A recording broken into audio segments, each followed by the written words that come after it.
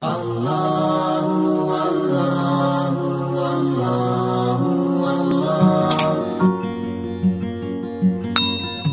Bismillahirrahmanirrahim. Assalamualaikum warahmatullahi wabarakatuh. Ikhwani wa akhwati fillah, sahabat perindu surga. Agama Islam adalah agama yang berpedoman pada Al-Quran dan hadis. Segala perintah dan larangan yang terdapat dalam Al-Quran dan hadis harus dijalani oleh seorang muslim. Perintah dan larangan itu menjadi sebuah aturan yang harus dipatuhi sebagai seorang muslim. Selayaknya sebuah aturan, maka ada hukuman yang harus ditanggung bagi para pelanggarnya. Ada beberapa hukuman yang langsung ditetapkan di dalam Al-Quran. Hukuman yang pertama adalah qisas. Allah Subhanahu wa ta'ala berfirman di dalam Al-Quran, Ya ayyuhalladzina amanu kutiba alaikumul qisasu fil qatla, al-hurru bil hurri wal abdu bil abdi wal untha bil untha, faman ufiya lahu min akhihi syai'un fattiba'un bil ma'ruf wa adha'un ilaihi bi ihsan, dzalika tahfifun min rabbikum wa rahmah, faman i'tada ba'da dzalika falahu adzabun alim. Yang artinya, hai orang-orang yang beriman, diwajibkan atas kamu qisas berkenaan dengan orang-orang yang dibunuh, orang merdeka dengan orang merdeka, hamba dengan hamba, dan wanita dengan wanita.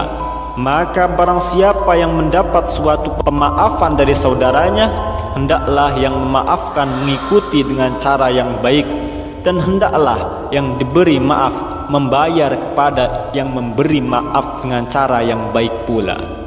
Yang demikian itu adalah suatu keringanan dari Tuhan kamu dan suatu rahmat. Barang siapa yang melampaui batas sesudah itu, maka baginya siksa yang sangat pedih. Dalam ayat ini, hukuman qisas akan diberikan kepada pelaku pembunuhan. Hukuman yang kedua, dera atau cambuk 100 kali. Dalam Al-Quran Allah Subhanahu wa ta'ala berfirman, Az-zaniyatu waz-zani fajlidu kulla wahidin minhuma mi'ata jaldah wa la ta'khudhukum bihima ra'fatun fi dinillahi in kuntum tu'minuna billahi wal yaumil akhir wal yashhad adzabahuma ta'ifatun minal mu'minin. Yang artinya, perempuan yang berzina dan laki-laki yang berzina, maka deralah tiap-tiap seorang dari keduanya 100 kali dera, dan janganlah belas kasihan kepada keduanya, mencegah kamu untuk menjalankan agama Allah jika kamu beriman kepada Allah dan hari kiamat. Dan hendaklah hukuman mereka disaksikan oleh sekumpulan orang-orang yang beriman.